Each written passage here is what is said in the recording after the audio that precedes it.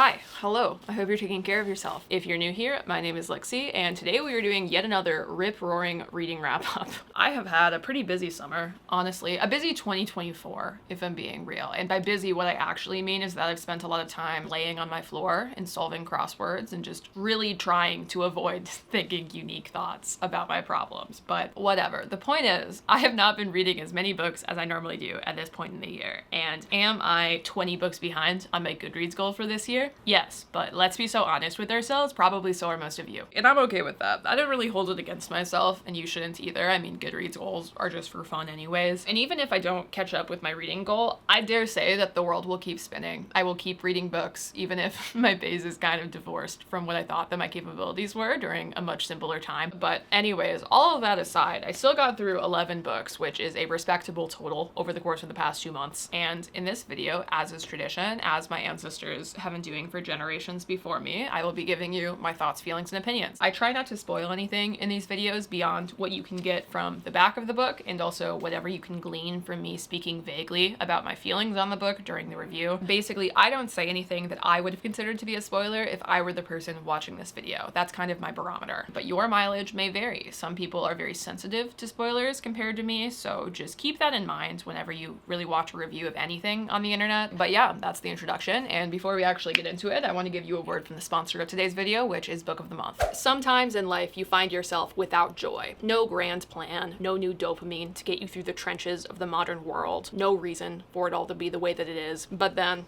a gift from the gods, your Book of the Month box arrives. That experience is my favorite thing about Book of the Month. It's not just that they seemingly select straight bangers with no breaks. It's not all of the new authors that I've discovered because they tend to spotlight debut and emergent writers. It's not even the fact that all of the books match and they make this cute little rainbow on my shelf, even though that is a close second. My favorite thing about Book of the Month is that I can be having an absolutely miserable day, like garbage. And when I see my blue box, even if it's just for a second, everything feels in that moment like it's going to be okay. I think it's really important to be grateful for all of the little things in your life that make your world a better place. Whatever tiny things you have that you can derive joy from during periods of stress or struggle, whatever little treat you get yourself to break through the monotony of existing as a cog in the human machine, all of those things might seem unimportant, but they're really, really valuable. And Book of the Month is one of those bright spots for me. It's just a little present that I get to unwrap, and I know that the story inside has a good chance of being something that's really, really special. This month I got Phantasma, which is a romantasy book about this high-stakes, deadly magical competition that takes place in a cursed mansion. So basically made for me in a lab. And then I also got Blue Sisters, which is a lit fic family tragedy drama sort of book that I have heard nothing but effusive praise for over the past few months. So that's what I have. If you want to join me with either of these, you can get your very first Book of the Month book through the link in my description with the code CARDIGAN for only $5, which is an absolute steal. I could not recommend Book of the Month more. Thank you so much to Book of the Month for sponsoring this video. I love you guys, and I am so sorry because I know from personal experience how hard it is to have such fantastic taste. So on behalf of everybody,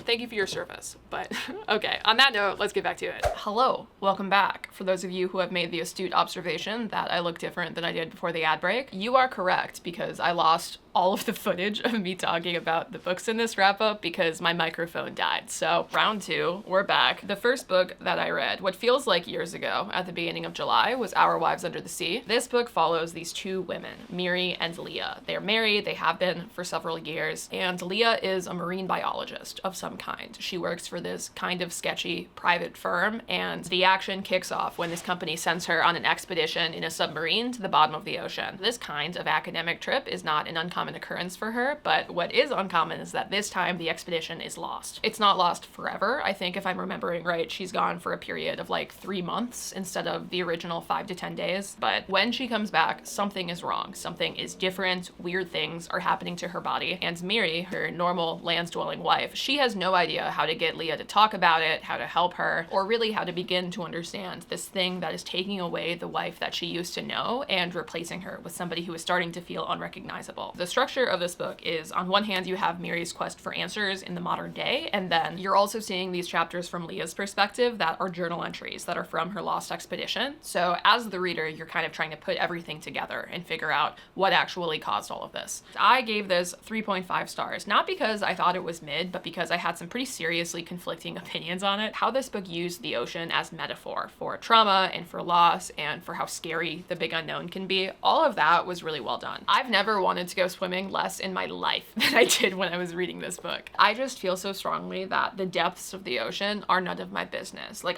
we don't need to know what's going on down there. It's not for us to know. It's not for people. It's not our domain. And I think that's a really common feeling to have. So the dread that is created because this book takes place either in or with direct reference to the deepest parts of the ocean, it's really, really effective. And the themes are great. Like, it's a weird book, but how it deals with how isolating trauma can be, both for you and for the people who love you and are trying to support you, it was really good. And there's this one scene in particular between Miri and Leah towards the end that was extremely memorable. But with that said, I felt nothing when I was reading this book. You would think if I gave you the facts of the situation and you were observing me reading this, that there was a dark pit where my heart should be. And there's not. Like, trust me, I cry all of the time. It's not very difficult to make it happen. But at the end of this book, you have, again, this very memorable and emotional moment that you feel like the entire thing has been building up to. Genuinely made me feel nothing. Like, I can acknowledge on an intellectual level that it was great. It was a well-crafted scene, but the book didn't succeed in making me care enough about the characters to care what actually ended up happening to them. I think the main reason for that is the tone of this book is pretty clinical. It's slow-paced, it's meandering, it's kind of detached, and all of that can work, but for this book in particular, I feel like that style was missing a little bit too much heart for the story that it was trying to tell. But probably my bigger problem with this book is that it's also one of those stories where nothing is ever meaningfully explained. Like, you have all of these questions, all of these new mysteries that pop up when you're reading, to the point where there are moments where you're like, wow, this is actually pretty suspenseful, but none of it ever resolves in a real way. All of these new questions lead nowhere, and to an extent, I get it. It's thematic, right? Like, you have this metaphor of the ocean that represents all of the things that are impossible to put into words or to describe. Those things stay impossible to describe. They stay kind of ineffable, and a lot of people who I see online that love this book get to the end and they're like, wow, that was awesome, and I don't need to know anything because knowing was never supposed to be the point. And like, I get that, I can respect it, but that's not me. I don't need everything lined up. I'm not against open-ended endings, but I want at least a couple of crumbs, especially if you're spending the entire book baiting me with this really interesting suspense, you know? But if you are the kind of reader who likes things that are more atmospheric, who believes that the journey is much more important than the destination in a book like this, I think that you will like this more than I did. I mean, it's still a pretty memorable book for me, even though I read it quite a while ago, but I just wish it had been executed a little bit differently. After that, I picked up my yearly Ruth Ware book. I like to wait until they come out in paperback to buy them and be disappointed by them. It's a ritual that I have at this point. If you are blissfully unaware of my feud with Ruth Ware, long story short, one of her other books, The Death of Mrs. Westaway, is one of my all-time favorite thrillers. It's what I think about whenever I think about haunted house atmosphere mysteries, and since then, I have read every other book by this woman, other than whatever new hardcover is out this year, like 7 books, and not one of them has gotten over 3.5 stars. I don't even know if it's possible anymore. It's gotten to the point where I'm not even sure if The Death of Mrs. Westaway was actually good. It's been like 4 years since I read it, and I'm scared to go back. I don't want all of this to just have been for a lie, but that's why I keep ending up here. I'm just really stubborn when it comes to this author, a bit of a masochist, honestly, and surprising to absolutely nobody, this one was no different. I gave it 3 stars. It definitely wasn't the worst book by her that I've read, and the premise is really neat. It's about this husband-wife hacker/thief duo who are kind of white-collar, using their powers for good as contractors, and companies will hire the two of them out to try to break into their security systems, so that way they can make their security systems better, so it doesn't happen against people who are actually bad actors. And the two of them are in the middle of trying to bust into this tech firm when the main character, Jack, she trips something that leads to her getting apprehended by the police. And it takes a while for them to get in touch with the people who hired her to confirm that she's not actually a criminal, because it's the middle of the night, people are asleep. Unfortunately, breaking into the building when security is at its lowest point means that the people who hired you are not really available by phone. And her husband, Gabe, he's the hacker in the duo. She's the person who boots on the ground, actually physically breaks in, and he's the guy in the headset telling her what to do and watching all of the cameras. He has been at home this entire time, and so when Jack is finally released and she gets to go back, she enters her house and finds out that her husband has been murdered, which is obviously really, really sad. But when she calls this in with the cops, for reasons, they start to think that she was the person who did it or was behind it in some way, and as a result, Jack goes on the run properly, while also trying to figure out who actually killed Gabe, because she really doesn't think that her life has any meaning anymore other than finding justice. So yeah, that's what's going on. And this book, like most Ruth Ware books, has such a strong and fascinating premise. I mean, also just the main character is really cool to read about. And I thought for a while when I was reading this that this would, I dare say, be 4 stars, maybe even higher depending on how it turned out. But I predicted very, very early on who I thought the main person behind all of it, or at least involved with everything, would be. And fair warning here that I'm going into mild spoiler territory. Like, I'm still going to be vague, but this is going to give you more of an idea of the general arc of this book than I normally do, especially with thrillers. Maybe 60% or so into this book, I found out that my prediction was correct. And then genuinely, I finished the entire book. There's like another 100 pages left after that point, wondering if that was going to be it. And it was. There was nothing else. Like, over 100 pages of me just wondering to myself, that's it? Surely that's not it. Surely there's going to be some other event that's occurring that will complicate the narrative in my thriller that's supposed to be full of twists and thrilling. And there wasn't. It was just over. It was like the most predictable twist ever, and then there wasn't even anything else going on to complicate the story. And like, I can forgive being predictable as long as the story overall is satisfying, but the conclusion of this book was just so lame. It felt like such a fumble of an interesting premise, and unfortunately, even though at this point I'm used to it by this author, I still feel let down every single time. I get my hopes up, I strap on my beeswax wings or whatever the fuck, and then every single time I feel myself crashing down. And I would have given this book a lower rating probably, but I fear that I did tear up a little bit reading this. It's just sad, man. Like, her husband dying is just a bummer. It got me. She felt like she had nothing to live for, and she was not afraid to tell you about it. Okay, I'm gonna go really fast through the next three because I read all of them for a vlog last month where I just read a bunch of fantasy books to numb the pain and forget about my own mortality. You know how it is. And I don't want to bore you by retreading a lot of the same ground. So if you want more detail, if you want to see my journey through any of these three, I recommend checking out that video. It's like an extremely rare Newly Nova vlog where I actually liked all three of the books that I read. So momentous stuff, really. But the first book that I read was One Dark Window, and this was a really recent viral TikTok romantasy book where the main girl has a monster that's living inside of her head, which is unfortunate for her, but it also makes her this invaluable asset for a very hot and tortured man whose name, unfortunately, is Raven with a Y. And Raven is trying to collect this deck of magical cards where if he's able to bring all of them together, then his kingdom will be saved from this like terrible magical disease. But the catch, of course, is the king is also hunting for these cards. So Raven with a Y and Elspeth, the main girl, they're doing a little bit of treason together, just as you do. I gave this 4 stars. I liked this significantly more than most romantasy books that I've read, I think in large part because the romance is not the central focal point for the story. It definitely takes more of a backseat compared to this combination of like a chill quest fantasy almost, and then also the tug of war that is kind of happening inside of the protagonist's head between her and the monster who is called the Nightmare, because the Nightmare is at once like super willing to help with whatever Elspeth needs. He's clearly very knowledgeable about what they're doing, but he's also really powerful and kind of scary, and he has these unclear, like maybe despicable motives. Nobody really knows why he's interested in all of this. Definitely the most compelling character in my opinion. Overall, in terms of plot, this book is incredibly predictable, but I don't think that that's necessarily a bad thing. I feel like sometimes you just want to read something that is fun and familiar and puts a new spin on a story that you already know and understand. And even though my favorite books are my favorite books in part because I feel like they're really unique, I don't think that you have to reinvent the wheel every time to be good and to be solid.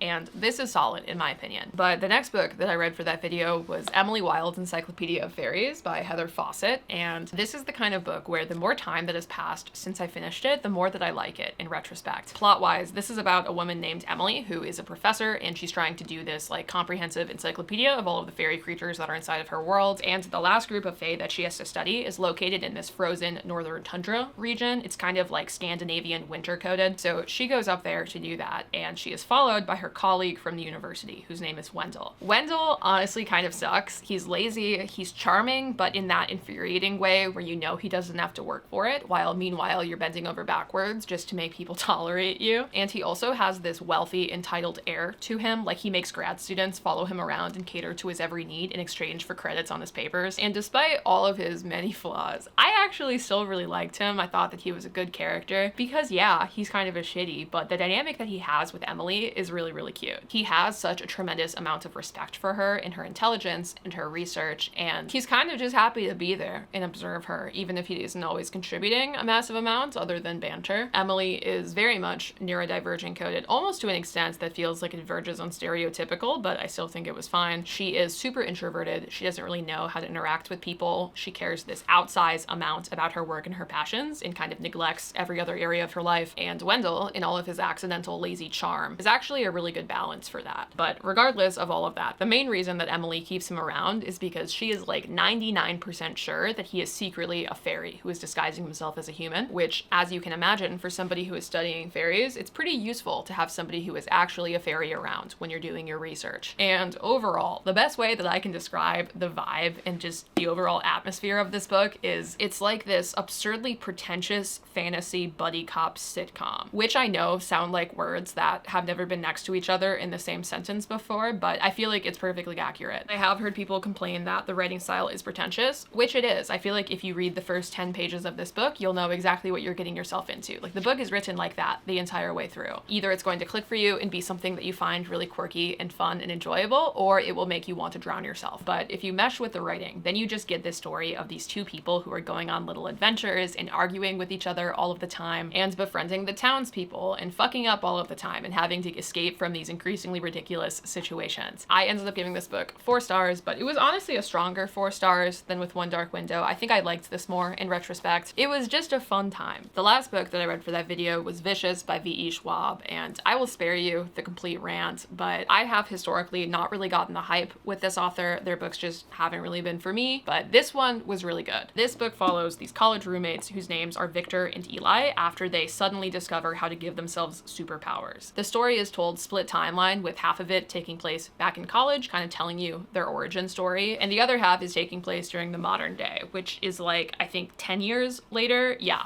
And at some point when they were back in college, Eli made a decision that betrayed Victor and sent him to prison. And all this time later in the modern day, all Victor wants to do is get revenge for that original betrayal. But Eli, of course, has not just been rocking on his heels doing nothing during that time when Victor was incarcerated, and learning about all of this other shit that Eli's been doing also complicates the situation for Victor. The book kind of reads like an origin story for superpowers overall. They definitely exist before Victor and Eli find out how to give them to each other on purpose, but they're not really widely known about or believed in. So it really isn't like a Marvel Avengers Secret Identity, Capes and Mask type superhero book. That's not the vibe. Like, the power system in this world is definitely in its infancy. But I really liked that. It felt like a unique spin on a superhero story. And overall, I loved this. I ended up giving it 4.5 stars, not because I feel like it was technically perfect or like super duper deep or complex. In fact, I feel like my biggest con of this book is that some of the characters who had a lot of potential didn't really feel fully realized or explored, and as the reader, I ended up feeling like I was doing half of the work to make them as cool as I found them in my head, because the main reason why this book rocks is it's just really, really entertaining. It's the kind of book where you spend a lot of time reading it thinking about how well it would adapt to being a movie. It's super cinematic, and the characters are really, really fascinating. So much of this book is different characters wrestling with their conceptions of morality and of how to be a good person and of how to do good. But then you have the main character, Victor, who juxtaposes against that because he doesn't really give a fuck. Like, he's kind of a bad person who ends up accidentally doing the right thing because it happens to align with his own self-interest. But like, can you really call him a bad person if what he ends up doing has a positive net impact, you know? Like, do his motivations matter at the end of the day? I feel like the way that those conversations are had in this book, again, especially compared to characters who way overthink what it means to be a good person, what it means to do good, it's just really interesting. And I definitely love a good anti-hero protagonist, which Victor definitely is. And the relationships that he has with everybody in this book, but especially with Eli, are so juicy. Somebody in the comments of my last video told me that in the second book, Victor is canonically confirmed to be asexual, which genuinely shocked me to my core. Like, I'm happy for asexual people because they get next to zero representation in anything. So like, you can have this one, it's going to be okay. But when I read this book, I feel like both main characters were just so obviously bi. I read a bunch of quotes in that video, but just nobody is that mutually obsessed with their college roommate unless there is something else going on. But even without that, because burn my gaydar, I guess it's wrong, I still feel like their relationship is fascinating. Like, you have these two people who come from such different backgrounds and have such different ways of seeing themselves and the world and how they fit into the grand plan of everything, but they're also each other's only equals. Like, they only really feel like themselves when they're around the other person. It is just a fascinating and obsessive dynamic, even if it's not explicitly queer. And yeah, I mean, I just loved reading this. I feel like it gave me the same feeling as binging a season of like The Boys or some other prestige drama TV TV show. I will say that this is the only book in that video where some people in my comment section have told me not to read the sequel because it's not as good. Not everybody, but some people for sure. And unfortunately, for anybody who is trying to look out for me in my time, I am a contrarian. So I'm going to have to know now so I can have my own opinion. Like, you've accidentally fed the flames. But in any case, even if the sequel is not as good, I do feel like you could treat this book as a standalone. Like, it tells a pretty completed story. So I recommend it either way. Okay, the next book I read after that was Biography of X by Catherine Lacey. And oh man, this book. You know that feeling that you sometimes get when you start to read something and you're like, holy shit, this is going to be a 5-star. I am reading something for the first time that is going to stick with me forever until the day that I die. I felt that for maybe the first 100 pages or so reading this book. Listen to some of these quotes, okay? Paul says we have to choose our battles, by which he means to choose no battles. Isn't this the fate of women? Even in the Bible, even there, we are asked to be alone, to go faithfully into solitude, to ease into misunderstanding, to inhabit it, to make it warm and beautiful. That's a banger. How closely our lives drift past other lives. How narrowly we become ourselves and not some adjacent other, someone both near at hand and much too far away. Bar. It rained all through the night, and I slept as if I were some other person on some other planet. Not a widow, not myself. I dreamt X was driving a truck through fields of fire, and I was sitting beside her. I think about you every single day, I said, but she didn't hear me. I woke up in the middle of the night feeling so certain, with near insanity, really, that the world would have ended by now if she and I had never met. It was a mad clarity, the kind that passes overhead like a brief cloud on a bright day, a short repose before the truth returns. Of course the world would have gone on, and so easily. I don't have dreams like that anymore. Or this one. Some days, it seems she is only away in the next room, and when I go to that room, she has fled to another room, and when I reach that one, she is in yet another. So often I am sure I hear her voice on the other side of a wall or door, but she never stops moving, lecturing, arguing, laughing, making and remaking her case always. Insistent, scouring, spiraling, clear. Even now, with all these years gone and all of these stories stacked up irrevocably against her, I keep hearing her footsteps come steadily down the stairs. And I swear some afternoons I can hear her taking off her boots at the back door and padding up the hallway after an afternoon hike. In anger, in longing, in both, despite myself. I strain to hear those steps. It's just so good. Like, the entire book is written at that caliber. You cannot tell me that Catherine Lacey does not know how to pump out a bar. And yet, I gave this 3 stars. Nobody is more disappointed in that development than I am, okay? And I know that this is not a particularly popular book. I can't imagine that many of you watching this have read this. And I know that 3 stars is not a particularly contentious rating, but in this case, it is for me. I am going to go into probably unnecessary depth on this just because, I don't know, I feel the need to like defend myself from the previous version of myself that was so sure that this book was the shit. What is it about? Let me tell you. Biography of X follows this woman named Charlotte, who was the late widow of her wife, who is this super eclectic, mysterious, kind of zany artist who was known only as X. No last name, it doesn't stand for anything, it's just X. Not even Charlotte knows what her birth name was. But after X randomly dies prior to the beginning of this book, I think she was like in her mid-50s or something, a biography that was not authorized by her estate is published. And Charlotte notices when she's reading it that there are things inside of it that are just factually wrong, because it turns out that X would kind of just lie for fun. Really, this entire book is just about the philosophical and moral consequences of somebody who just lies for fun. But it is the backstory in this other biography, X's parents, X's original hometown, that Charlotte knows definitively is not true. She knows that those were people that X hired as actors. But she doesn't know what the actual truth is. She always respected X's privacy, even during their marriage. Like, she didn't even learn this basic information about her, which obviously sounds crazy when you say it out loud, but it's kind of just the dynamic that their relationship had. But she hates this biographer so much and is also curious despite herself. So even though X had always told her never to go digging into her past, even after her death, Charlotte decides to do just that in the name of figuring out at least this small truth so that she can write an editorial or something debunking that biography. But of course, as she starts to dig into it, she quickly finds out that X's past was a lot more complex than she initially thought. And what this book actually is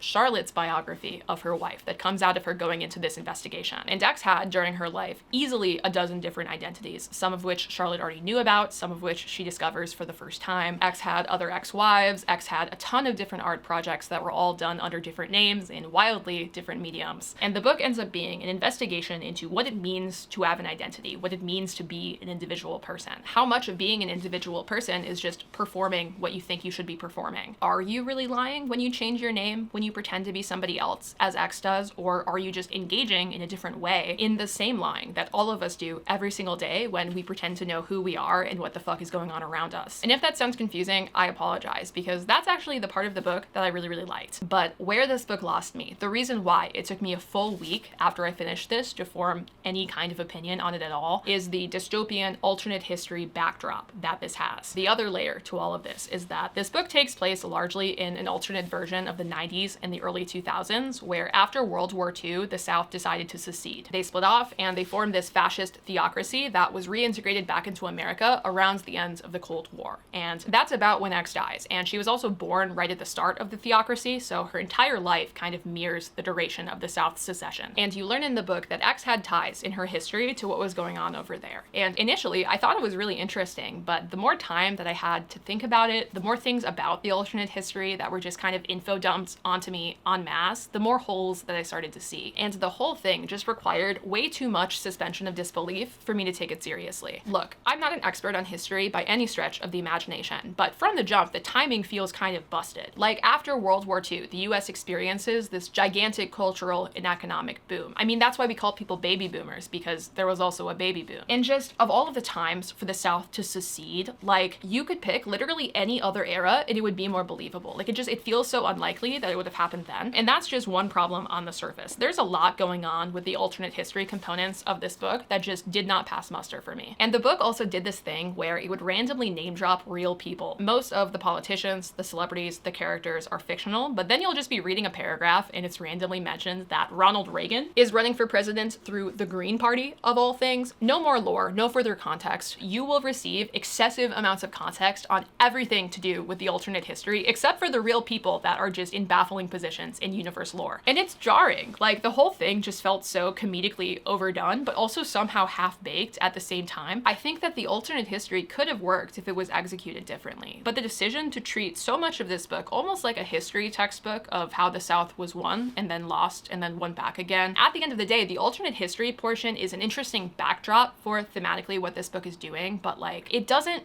really matter. You could make all of the same points in a book that had no dystopian component at all. And it made it hard to enjoy the part of this book that I loved, where it's a biography by a widow about her late wife, who she loved and who she also hated, who she felt understood her so deeply, but also knew nothing about, who was weird and rebellious and sometimes honestly a little bit evil, but also this incredibly important iconoclastic figure. And I feel like the book was not enough about what it was supposed to be about, if you know what I'm saying. And you know what? Maybe this is all just me. If all that me ranting about this has done is pique your interest, then you might love this book. I mean, I obviously think that there's a lot of brilliant things about this, and I'm disagreeing right now on main with Lucy Dacus, who is one of my favorite people to walk this earth. So I could just be wrong here about all of this, but that's my opinion. That's why I found this to be so difficult to rate. Okay, next up, after that, I picked up All My Rage by Sabaa Tahir, which to my knowledge is her YA contemporary debut. She normally is a young adult fantasy author, and I don't really know what to say other than that. This book fucked me up so fast. You really feel when you start it like you know what you're getting yourself into, but the pacing was so much faster than I anticipated. It really just knocks you out early, and then you spend the rest of this book kind of just pondering and trying to recover from the emotional damage as more bad things continue to happen. But this is about Salahuddin, or Sal, and Noor, who are these two teenagers that are living in this desert inland town in California. And even though the two of them had been lifelong best friends, at some point prior to the start of this book, they had this massive falling out. But as a result of really a lot of things, but mostly Sal's beloved mother, who is also Noor's kind of mother figure, she gets really ill, and Sal and Noor start kind of cautiously interacting again, just in time for both of their lives to really go to shit. You also see chapters in this book from the perspective of Sal's mom as she meets Sal's dad. She emigrates from Pakistan, she sets up a little hotel, and you start to find out how things went from how they started so optimistically and wonderfully to the situation that you were seeing unfold in the modern day. Thematically speaking, this book covers a lot of ground, which I think is both its greatest strength and its greatest weakness, because the truth is that topics like racism, poverty, mental health, alcoholism, drug addiction, trauma, all of those things under the umbrella of social problems, they're all intersectional, right? It's pretty rare that somebody is going to only be impacted by poverty and nothing else. Real people in the world have a tremendous amount of shit going on in their lives. And most of the problems that you can have bring shooters in the form of other problems that appear alongside them. And this book tries as best as it can to acknowledge that and to cast this really wide net. For the most part, I feel like it does a pretty good job with that, but you are kind of left by the end of the book wanting a little bit. Not because it feels like any of the issues in this book are just inserted for no reason for shock value. Like, that's not the problem here. Really, it's just that it's kind of impossible to capture a whole life that has been impacted by this much serious stuff inside of a 350-page young adult novel. Like, you just can't do it. You don't have the time. And because of that, not everything feels equivalently dealt with. I feel like some issues felt like they lacked the appropriate amount of depth. There were a couple that just felt too easy with how everything turns out and resolves. But with all of that said, I still really liked this. I gave it 4 stars because I think that even though this couldn't do every single individual issue and conflict complete justice, that doesn't mean that they weren't handled with compassion. And the overarching narrative of love, familial love, platonic love, romantic love, and unpacking those complicated relationships that you notice for the first time when you're very young, but then have to deal with for the rest of your life, that you might have with your caregivers, with yourself, or with your country. Those main themes, I think, were done really, really well. I feel like this is a really tender book. Like, it's not afraid to show you all of the ugly things in the world, both individually and institutionally, and it will rip your heart out once again. It will fuck you up very early if you're anything like me, but I feel like the message ultimately is one of hope and of finding a way to live your version of a kind and moral life, even if it doesn't look exactly like what your parents might want, or your community, or your country. And I feel like there's a lot of power in that, especially for young people and for teenagers. So 4 stars for me. I definitely would recommend. The next 2 books I read after that were Thunderhead and The Toll, which are the last 2 books in the Scythe trilogy that I started maybe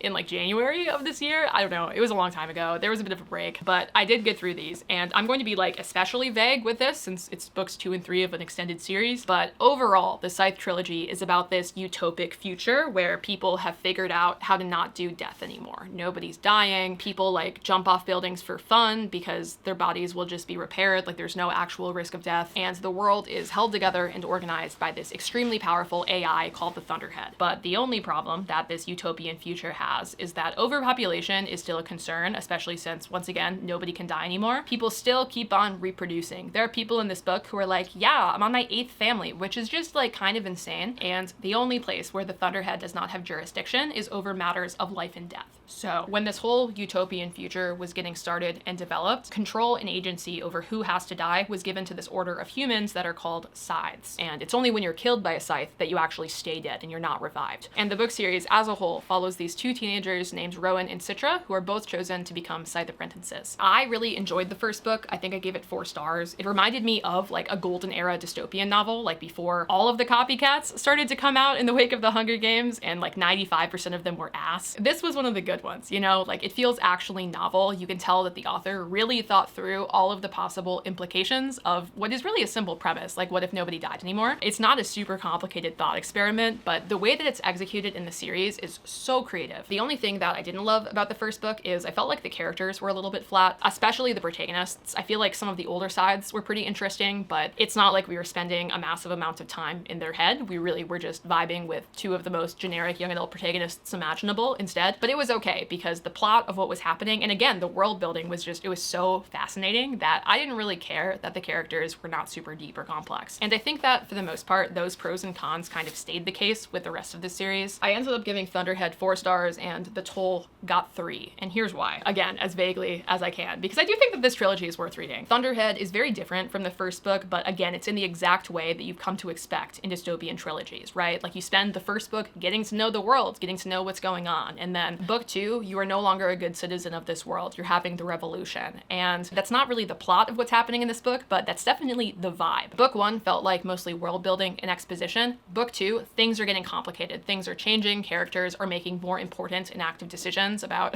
how the fuck the world is gonna turn out. Nobody really knows. I liked the main new character that was introduced quite a lot, actually. I thought that he was more interesting than either of the normal protagonists, although they were better in this book. I feel like they had more defined identities than they did in Scythe, and the twists that the story took were just very cool. I love it when young adult authors just kind of go there and do crazy shit. Like, that's the kind of stuff that I wanted to read when I was a teenager. I didn't want any lukewarm, tepid garbage. The ending sequence in particular is wild. It made me really, really excited to read book 3, and unfortunately, I don't think that this one was as good. There were some things that I enjoyed. I actually didn't hate the ending, which I know that people online tend to critique. I honestly thought that it was pretty neat, and the book was still really readable. I feel like I read too many not young adult boring books to care really that much when a young adult book has a weird pacing. Like, it doesn't make me as mad. But the main problem that I had with this is that, again, in Thunderhead, I feel like you're finally getting the main characters to have defined senses of identity, of who they are, of what they're going to do. You get all of this interesting world building towards what becomes the political environment of the third book. And then in book 3, everything just kind of becomes a little bit unbelievable. The main characters, especially one of the older sides, just kind of stop acting like they've been characterized to act in the entire series. Like they make decisions that don't make a massive amount of sense. And that very intricate and believable world building that made the first 2 books so interesting to read, it's missing from the main antagonist of this book. So it's pretty difficult to understand how everything actually came to be inside of the world, especially since you also have these strange time skips and flashback sequences, but they're not really marked as flashback sequences or time skips. And even if that's confusing, the presence of those things should allow you an avenue to make it believable that, again, the world is the way that it is, that the people in power are in power for the reasons that they're in power. I know that the way I'm talking about this is so vague and annoying, but I really just don't want to spoil it for anybody who still intends on reading this series. In summary, let's just gather my thoughts. I feel like the characterization was not consistent. The antagonist was way too powerful and for reasons that we did not completely understand. Oh, and also there's a character inside of this book who is gender fluid. And I always feel like a wet blanket critiquing this kind of thing because I do think it's cool that the author threw in a gender fluid character when he didn't have to, but they were just not very well executed. Like, I feel like 50% of their personality was being gender fluid and just having conversations about it all of the time. And the author really tried to make the other 50% like a strong and obvious different part of their personality, but they were still made to be kind of soapboxy. And also their pronoun usage had very like clear and definitive rules. And frequently when you're reading the book, somebody would ask the character to interpret the environmental cue that dictated their pronouns, and it would happen. And as the reader, you would know because people would also be using the right pronouns for the situation in dialogue. But I noticed this like halfway through the book, so I could just be wrong. I'm pretty sure that outside of dialogue, this character was never referred to by any pronouns at all. It was only ever their name. And that just felt like a weird choice to me when you're trying to include a gender fluid character who does use pronouns that change depending on circumstances. Again, I think it was cool that that character was included, and I'm not speaking from experience as a gender fluid person, but it just kind of felt a little bit tokeny and not very artfully done, in my opinion. So yeah, I still liked it because I liked the series, I liked the world, I liked seeing how the characters all ended up. I did not shed a real tear, but I did tear up a little bit towards the end just because it was sad saying goodbye to some of the characters. So I would still recommend it if you like dystopian books. I mean, I would strongly recommend the first 2, but unfortunately, I do feel like it didn't completely stick the landing with the toll. Dude, that was a mess. I don't know if any of my thoughts for those books are going to make sense. I apologize. Anyways, though, moving on to Funny Story by Emily Henry. I was finally inspired to read this after I got so many unpopular Emily Henry opinions in my last video. I just got the itch, man. I feel like I'd also seen a lot of controversial reviews on this book. I went into this book under the impression that Miles, the male main character, was a loser, which is not really true at all.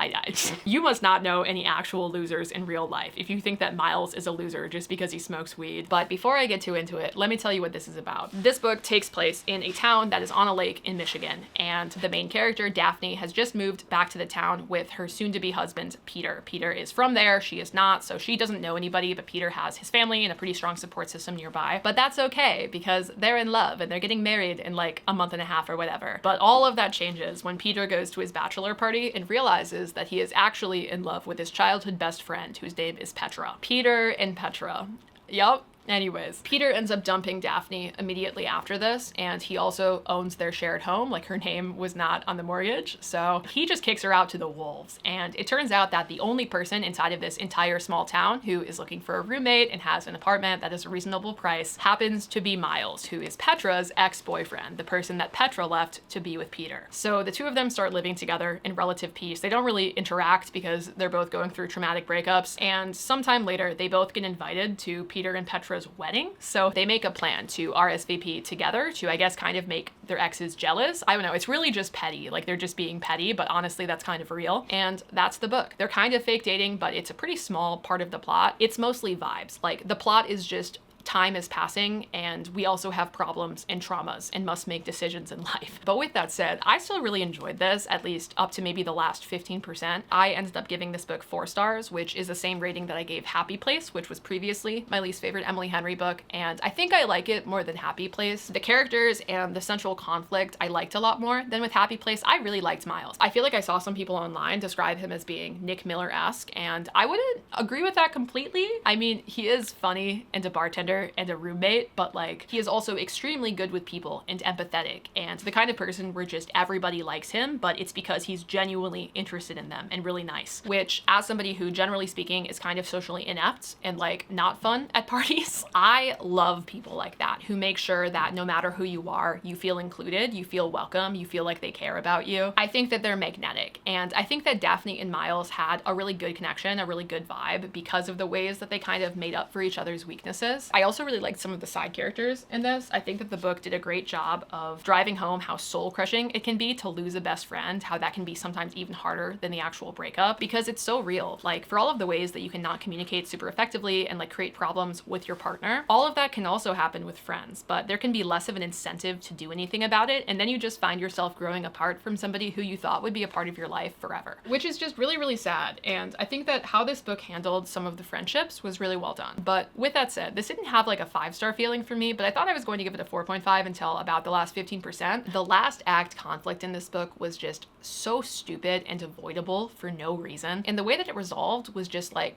instant. I would have been mad for a lot longer personally. I don't know. Honestly, it felt so alien to the rest of the book that like even now when I'm thinking about it, I kind of am able to just erase it from existence and pretend it didn't happen, so that way I can unapologetically enjoy the rest of the book. But it was pretty contrived, especially for an Emily Henry book. It's rare that in the last 15% something will make me mad. I'm just not really used to that from this author, but it didn't ruin it for me. It's not my favorite Emily Henry book. Actually, let me make you like a visual tier list. It goes here. This is my ranking, but I don't hate any of them. I feel like I always like her style. It always works for me. This book also has fantastic banter, I will say. There's a couple of scenes that are just so fun. Emily Henry just writes great dialogue. Like, she is the gift where she will write a sentence that nobody would say out loud in that way, like it would never happen, but she makes you think that it's possible. She makes even the unnatural feel natural. And honestly, that's even better to me. That's like a higher tier of skill than being able to write realistic dialogue. So props to her for that. I'm excited for the announcement tomorrow. I think tomorrow from this video is when the title of her next book is dropping. I've seen some sleuthing going on my FYP. Anyways, that's all on Emily Henry. I gave that book 4 stars. I need to stop rambling because it's like 7 p.m. It's getting kind of dim outside. Okay, as the sun is beginning to set, fortunately, last book, I read Station 11 at the very end of last month. This has been on my TBR for, I think, all of 2024. I've been putting this off. And I believe pretty strongly in timing with books, but especially for stories like this that are more thematic or vibey. I feel like you don't get as much out of them if you read them when you're not ready. So that's why I waited. I wanted to be in the right mood, but the time finally came, and this was really, really good. The plot of this book is you have this near future dystopia where like 99% of the population was recently wiped out by a pandemic. It was extremely quick. Like within a couple of weeks, that many people just blinked out. And the story is told split timeline. You have these portions from before and like right when the pandemic starts to hit that mostly revolve around the life and the death of this famous actor that just everybody in the story seems to know in some capacity. And then you have the present day timeline, which is like 20 years in the future. And it follows this girl named Kristen, who was like 8, I think, when the pandemic hit. And she is now an adult who is traveling with this small group of people that just kind of nomadically go from place to place and perform art and music. They're called the Symphony. They do Shakespeare, and then they also do orchestral classical music. And I mean, traveling from place to place like that is obviously risky in an anarchist post-apocalyptic environment, but they do it anyways for a love of the game, just because art and music are so important. Like, they're really trying to make sure that that culture is not lost, even though so many lives have been. But you really get a sense of that potential danger at the start of this book, because they return to the settlement where 2 years prior they had left 2 of their members who were going to have a kid, which is dangerous to do in general, but especially on the road. And now that 2 years have passed and they're back, they find that their people are missing. They're gone. And in the place of the community that they remember being kind of nice and welcoming is this kind of freaky, just bad vibes cult situation. So they're investigating to try to find out where their friends went. And once again, you're also learning about the history of these people and about what they were doing prior to the start of the pandemic. I mean, mostly you're learning about the actor, but also it's kind of everybody because they're all connected. It's hard to describe. It's a really ambitious book, but I loved this. I ended up giving it 4.5 stars. I feel like this year I have read a lot of popularly and critically acclaimed stuff, and even when it's been good, I feel like I haven't really loved it. Like, it hasn't hit me particularly hard. But with this book, I feel like I get it. I understand. I can see why so many people are obsessed with this story. It kind of reminds me of Cloud Atlas, or at least what I think Cloud Atlas is, as somebody who has never read the book or watched the movie. I don't know why I'm making this comparison, but I feel like I know the vibes. Like, in my head, that story is about just the insane interconnectedness premise of everything and about those small miracles that can kind of exist between people. And that's what this is. Like, it's dystopian, but unlike really any other dystopian novel that I've read, the tone of this book is overwhelmingly hopeful. It's counterintuitive because 99% of society is dead. I mean, how do you get out of that? How do you stay optimistic when that is the reality of your existence? But it's because the premise is so depressing and intense that this book is able to serve as such a great vehicle for how resilient people can be and how appreciative also that you get when you don't have everything that you used to love anymore. Like, this is the kind of book that I think makes you genuinely more grateful to be alive. At least if you're anything like me. I didn't cry when I was reading this, but like 30 minutes later, I was laying in my bed and I looked up at the ceiling fan that was spinning above me. And I started thinking about how insane it is that the ceiling fan can even exist. Like, all of the moving parts, all of the people, the fact that we invented electricity and it's invisible and you can't see it, but you can just use it to make things spin around like that. I had a whole breakdown thinking about that. And I mean, it sounds kind of silly when I say it out loud, but I think it's a good thing. I feel like it's really easy to forget how many small things you have in the world that you can marvel at. Life can suck ass. It can be really difficult. Things can be really hard for sure, but the feeling that you get when you eat a really, really good orange is something that is always special, no matter what the circumstances are in your life. And that doesn't make the bad parts go away. Like, enjoying something like that doesn't mean that you're closing your eyes to all of the tragedy that surrounds you, but especially when there's a lot of tragedy going on around you, you should allow yourself to enjoy those small miracles. I don't know if any of this is making sense. It's not a great description of the book, but thematically that is what's going on. If you've read it, I feel like you'll understand. But anyways, that's the end of that. Round 2, we made it. I am posting this most likely on my birthday, September 8th. And when I look back on the past year, I mean, in my personal life, a lot of things have gone wrong. They haven't been fantastic. But when I think of this channel, when I think of you guys, when I think of being able to do this, mostly I just feel an overwhelming gratitude to have all of you guys here. Thank you for hanging out. Thank you for the recs. Thank you for the comments. Some of you guys are way too nice to me. Thank you for making me feel like I actually have things to say and things to share. I did not feel that way for probably the first 22 years of my life, and I'm still kind of getting used to it. But that's because of you guys. So thanks for being here. Cheers to another year of reading together. And go outside today. Feel the cool breeze on your face or whatever. I heard it's good for you. And also, I feel like finally the weather is getting a little bit tenable. I absolutely fucking hate the summer, but you didn't hear that from me. Okay, that's it. I don't have anything else to say. Bye.